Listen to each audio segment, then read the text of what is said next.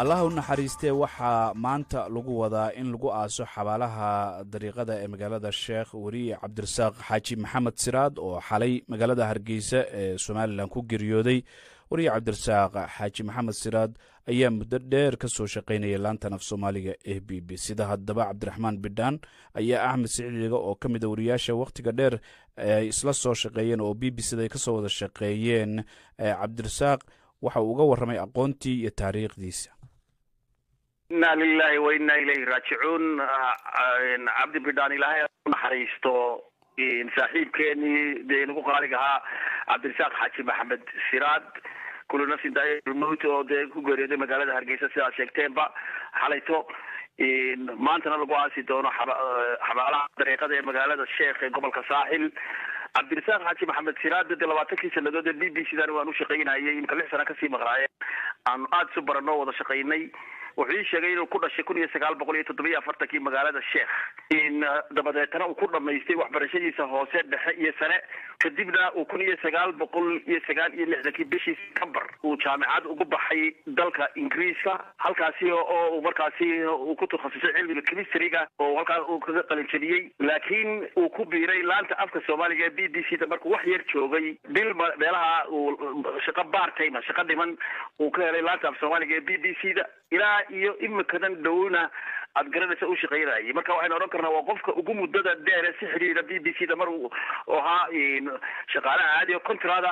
iyo mar uu ahaa shaqaale part-time xilli dhimana u shaqeynayay intii dambe dabadeetana wuxuu ka dhaxeeyay magaaladan Hargeysa iyo London iyo Soomaaliland magaalooyinkeeda Sheekh iyo Berbera inta ayuu joogay li'aasha koori makayuba lagu soo booday dabadeetana waxaan degdeg qabtay dabadeetana cusaalka la geeyay dabadeetana xalay ayay noqotay TC u geeriyooday ilaahay u naxariiso nin taariikh leh oo ahaa wariye aad iyo aad looga yaqaano dadka Soomaalida oo dhan aad u taqaano ayuu ahaa waan gartay Axmed Siciidiga ilaahay u naxariisto Cabdirasaaq Xaaji Maxamed Siraad saaxiib inagu weyn buu ahaa bahda saxaafadda reerkoodu reer caan ay haayeen reer Xaaji Maxamed Siraad aabihina wuxuu ahaa qaadi ama garsoore caan buu ahaa xaggii qoyska marxuumka maxaad inooga sheegi karaysaa iyo caruurtiisa iyo reerkiisa hortay dariiqadan diiniga ah ee la yiraahdo dariiqada magaalada Sheekh la yiraahdo marka la soo qaado markiiba waxa la xusuusanaya qoyska uu ka dhashay Cabdirasaaq Xaaji Maxamed Siraad aabihii iyo adeerkii Cabdilaahi Gamgam reer iyaguna Cabsiye ayaa iyaguna la xusuusanaya marka waxa weeyaan awaail fara badan oo ka tirsan Soomaalida oo dhan haday noqoto Sool haday noqoto Sanaag haday noqoto goboladan kale ilaa iyo Sheekh ilaa iyo Boorama ilaa iyo Hargeysa ilaa iyo Berbera ilaa iyo Togdheer marka dariiqada weyn ay qoyskiisu laf dhabar u ahaa lagu soo hiranayay magaalada Sheekh xagga diinta wata xagga dhaqanka oo ay qaarkood ahaayeen waxa kaloo jirta xagga siyaasadda waxa ku sheegay mesela adeerkii Cabdilaahi Diire Gamgam wuxuu ka mid noqday baarlamaankii ugu horeeyay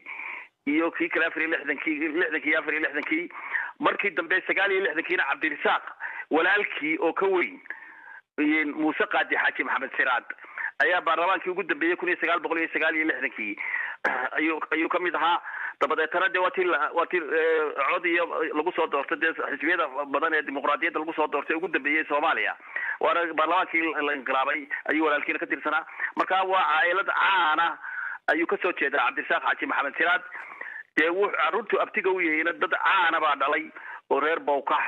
ilmo Bowkax ilmo Maxamuud Xaaji Nuur ilmo Dr. Sugulle ilmo إبراهيم علمي بولالة إلما آدم عبد حسين إلما أحمد ياسين قبحدي والله جايون معي وحصلنا أبتبوها روما ولا الذي بعد علي قبل ولا الذي markaad eegto xagga isagoo caruur bisu ka tagay Cabdirasaaq Xaaji Maxamed Siraad markuu guursaday oo gabadhaasi way ka horeysay 12 sano ka hor bay dhimatay xaaskiisa Ilaahay u naxariisto oo ka soo jeeday lafteedu qoys caan oo dariiqada ah oo Maxamed Saalax yaani la ahayd